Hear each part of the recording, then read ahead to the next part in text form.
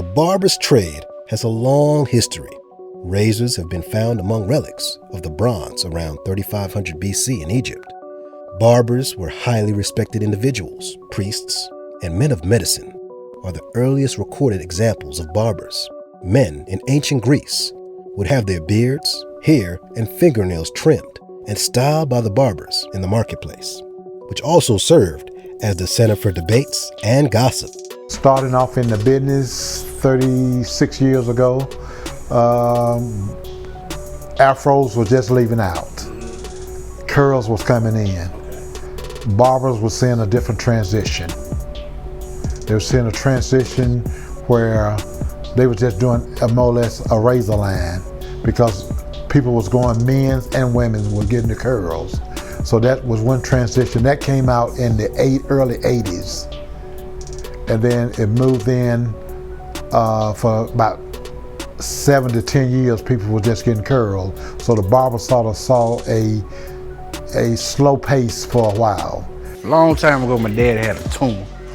You know what I'm saying? The money had got tight.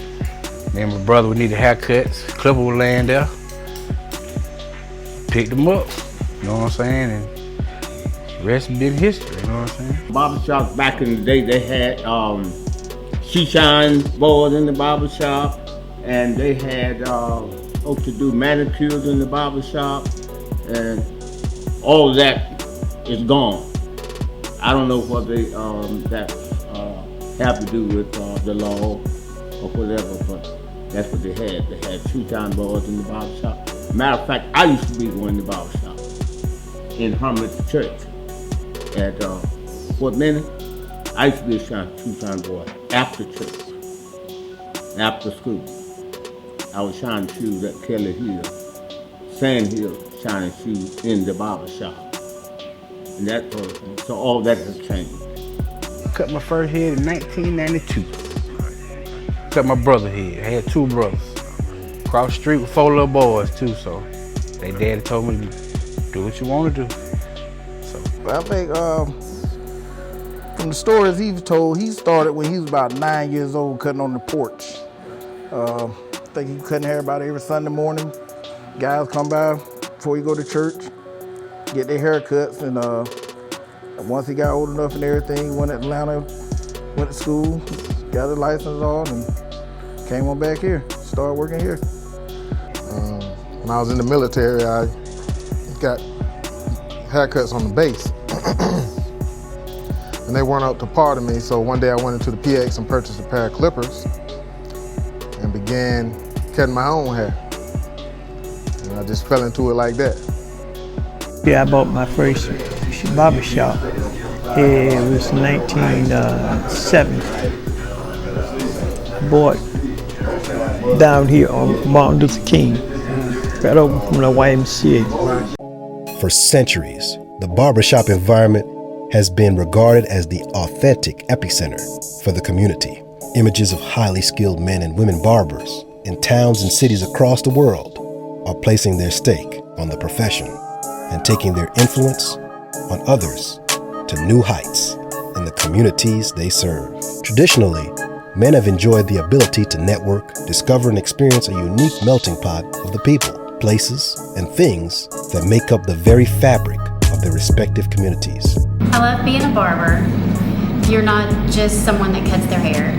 You're their personal stylist, you're their therapist, and you're their friend. That's not a relationship that can just be forged with anyone. You used to would come into a barbershop and they would have a stack of magazines and everybody would grab a magazine and be reading a magazine. Nowadays, everybody's on their cell phone, you know. You don't even need a magazine in a barbershop anymore. You don't need a picture on the wall. They got it on their cell phone and they give it to the barber and say, this is what I want now and stuff in that case and stuff. So that's another change in the barbershop. Hey, this is a rest haven for everything, man. This is a man's social bar. Do conversations get heated sometimes? Oh, definitely, brother. It wouldn't be a barbershop if people didn't get heated. Cause everybody passionate about their craft and what they're talking about.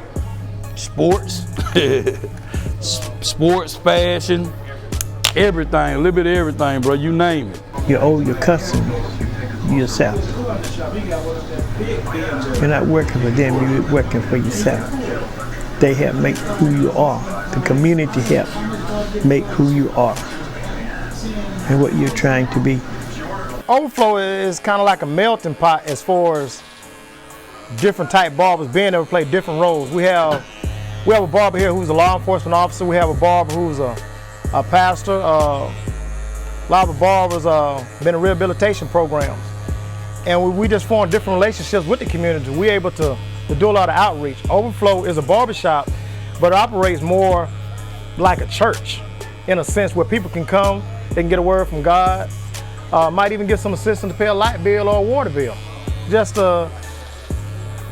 a melting pot just to get healed.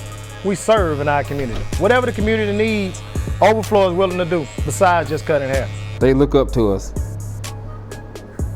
because we try to be positive, fun, and we don't allow no cursing and vulgar language and obscenity.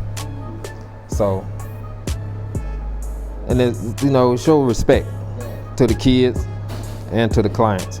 We make sure that we provide an environment where they do feel comfortable talking sports, politics, whatever they need to. We have thick skins around here, so things from current happenings to language to jokes, we provide an environment where they feel comfortable being themselves. This place was built for them, not us. So they come in here and they're guys. And it's also nice to be a part of that and see a side of the male species that most women would not get to be a part of. We looked up on the church and the barbershop as gathering places for to speak about politics or either other things that was going on in the community itself. That's why we gathered. Either we spoke at the church or either it was at the barbershop. Big part of the community, big part of the community. You just go to the community, just sit around and just hear a good old story, you know what I'm saying? It just make you feel better. Ain't it like I said, my uncle had a barbershop when I was little. Cousin been in the barbershop. I've been in the barbershop my whole life. I just like sit around, you know what I'm saying? Listen to the old cat tell lies, you know what I'm saying? Ain't nothing wrong with a good old lie. You know it's a joke when it be through it, you know what I'm saying? So once you grow up in a shop like that, once you get a taste of it, it's hard to get it out your system. New hairstyles and trends are all about individuality, personality, and personal style. The barber plays an important role in bringing these trends to life. To the barber, this challenges their ability to stay current with what's hot, display their own creativity, and communicate to the world through pop culture. The newest trend, we usually catch that straight through music or Instagram. Instagram is probably the most popular way to find something new. Everybody's using Instagram and Facebook and YouTube to sell themselves. The hottest trend, as far as hair-wise go, man, is really all about it. It's funny to me because it's about finding individuality, but within that individuality, so many people get caught up in having the same hairstyle. Right now is the high school starting five lineup. You want the bushy top, and you get the sides nice, neat, and tapered and line up, and you on your way. It's a little bit of this right here. Right. This is what's going on right now. Little natural curl, just fade it on the side and send them on their way. Kids don't want to get their hair cut. They just want to wear a nappy with a line. Nappy with a line. Wasn't like that before, huh? Oh no, not at all, man. You had to have a clean fade. Everybody wanted what they call a Philly fade, a uptown fade. You know what I mean? A real fade. Nowadays, guys just want you to put a patch on the side and put a crispy line on the front.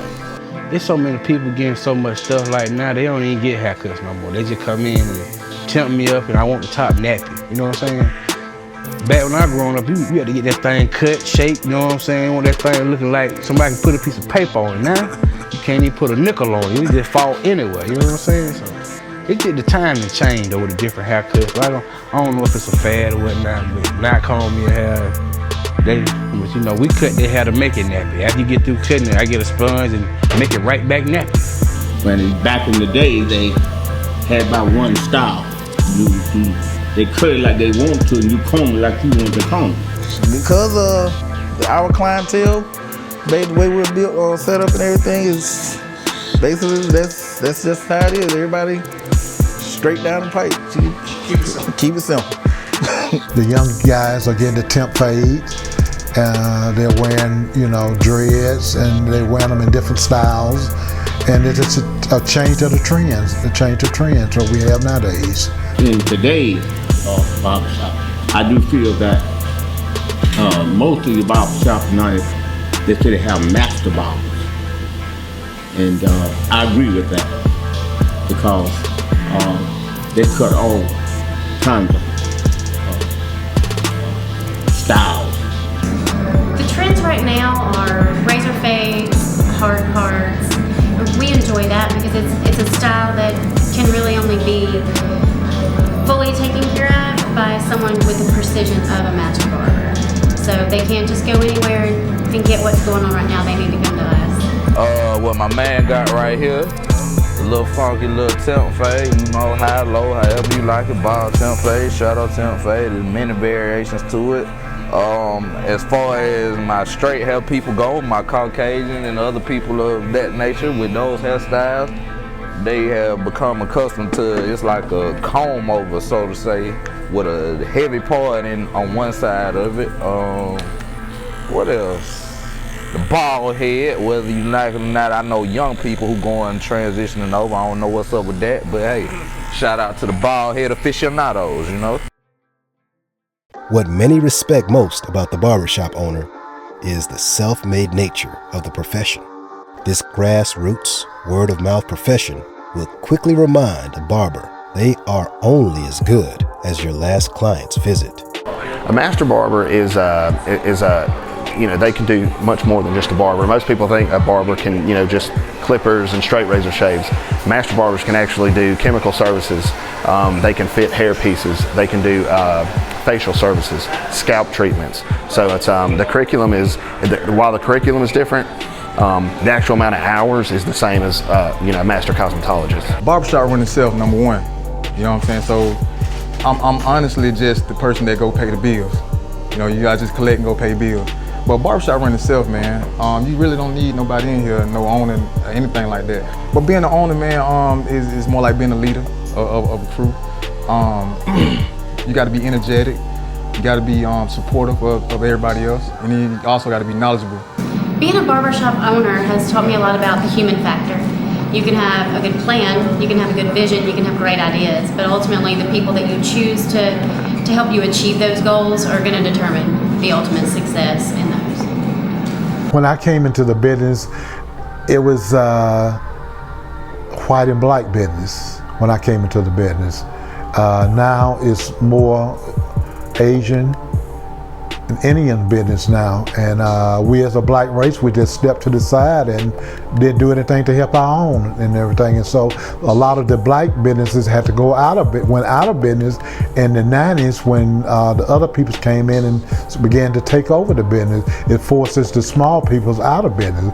But thank God for me, I know so many people, and from delivering supplies for 29 years, I became like a family to everybody.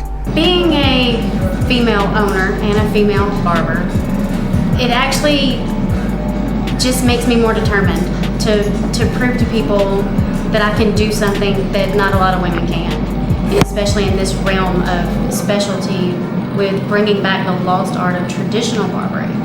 That's been a challenge at times, but it's been so rewarding at times. I don't let the fact that I am a female in a male-driven profession intimidate me at all. I'm the one with the straight razor. A successful shop owner, to me, you kind of have to take yourself out of it and basically see, you kind of take on two roles.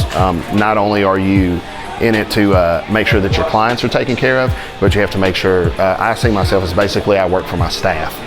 I have to make sure they're happy. The team has to be complete. We need, everybody on the same page, everybody on the same, level, and everybody wanting to accomplish the same goal. I can't do it by myself and keep the doors open. I have to have them all on board. So, my job is to make sure that they have everything they need, whether it's education, products, and just, the right tools. Everything's in working order in a presentable shop. The world of grooming is all about confidence. It takes the timeless techniques of barbers past to properly work the tools in grooming.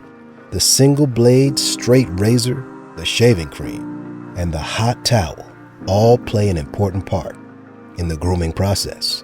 Okay, grooming is more detailed. If I'm just gonna cut your hair, I'm just gonna cut it and just put some spray on you and send you out the door. Grooming is more like applying chemicals to the hair, a little bit more oil sheen. Just paying attention to detail. The little small hair that's around the edge of, the hair on the back of your neck. Your barber ain't cutting that off the back of your neck, then he dead wrong. You know what I'm saying? He's not grooming, he's just that barber. So, it's all about the cleanliness of a haircut. Cutting someone's hair is just, as an example, someone comes in and they say, hey, I want a 2 on the sides and, just blend in the top. Well, grooming someone's hair is actually giving looking at their actual head shape and cutting and giving them a haircut that fits their head shape. Taking care of other things than just a haircut, their ears, their eyebrows, teaching them about products, teaching them, finding out what their morning routine is, and then fitting in a styling procedure that goes along with that. Anybody could cut hair. Cutting hair is just what it sounds like, cutting hair. But when you grooming your client, you really worried about their whole total look, their total appearance. You trying to hit every hair on their face and make sure it's not out of place. To me, cutting hair is one thing and grooming is another.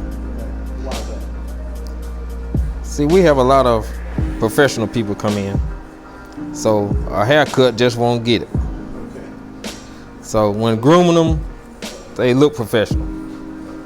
They look like somebody, and most of all, they feel like they're somebody. When you groom somebody, you give them the hot towel, you give them the oil sheen, you take care of them. But you offer that service to everybody else, but like most times they don't come back though. So they don't really get to fulfill the full effect of it. You know what I'm saying? So, cause you might get a joker, you might have come in and give them a hot towel, rub your hair real good, throw that oil on, and that oil sheen that smell good. They be like, wow, you know what I'm saying? He changed their life. You know what I'm saying? Walk out that door, he's a whole different person. Anyone can cut hair. You can give a 3-year-old a pair of scissors and they can successfully cut hair. Grooming a client is so much deeper than that. It's finding a style and a cut that fits their personality and that also fits their lifestyle, something that they're going to be able to do at home. And it's going to entail hair, beard, the whole image of who they want to be. And so you're part of their best face forward.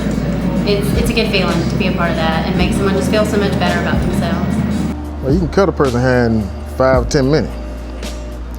When you groom someone, you give them a little more of your time and passion in your cut.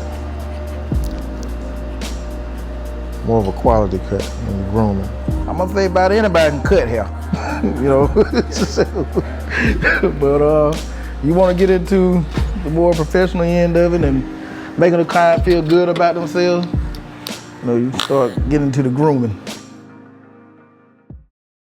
What can one say about the future of a profession and that has uniquely had its place in modern civilization for thousands of years? Where can those blessed with the ability to affect the confidence on men and women take their profession over the next 5 to 10 years? Well, word on the street is barbering is in good hands with today's generation of groomers and business owners. The prestige of being a master barber, coupled with being a self-made entrepreneur, is attracting a new crop of men and women to barbering at an alarming rate. Well, it's gonna still be here. It's not going anywhere. Matter of fact, we'll be coming back strong because they're gonna have to cut them naps off in a minute. That's why I see it. We're gonna be around like toilet paper. But I think more barbers, man. We're gonna have more barbers because people loving the profession, and it's not easy money. You know what I'm saying? It's not easy making a person improving the image. It's not easy. So I just want to let you know, in 5 to 10 years, you feel like you want to be a barber. This ain't easy, baby. You know what I'm saying? And you gotta have passion for this. You got passion for this, man. Get out the way. There's other people got passion for this. I love this. 5 to 10 years, I think barbering is going to be, going to have its comeback. I think it'll finally, have arrived. Here in Columbus, we're a little slower to get things than some of the bigger cities. So the bigger cities are already kind of ahead of us. So, but I see it, just kind of taking its spot back to where it's a normal and not just a fad. And it's back to where it's a normal thing. When I got into barbering, it was way more vast than I ever thought it'd be. So as far as saying where it'd be in the next 5 years, I don't know, because it's an ever-growing business. Like, it's just no way that you can get in here and really put your mind to it and not flourish. You know what I'm saying? So it can go in any avenue. I really can't say as far as that. I know it's gonna grow though. There's no decrease in this at all. In the next 10 years, I see the barbershop on top. I see the barbershop is going to be on top. They're steady progressing.